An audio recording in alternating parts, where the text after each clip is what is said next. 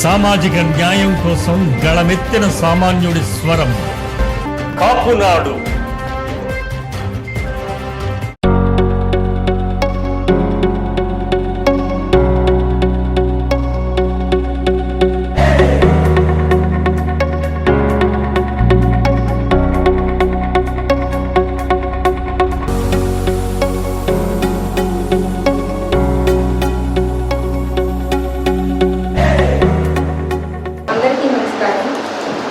ఈరోజు 75వ జయంతి జరుపుకుంటున్నాము కవి మోహన్ రంగా గారి. ఆయన గురించి చెప్పడానికి నా వయసు అనుభవం రెండూ చాలవు.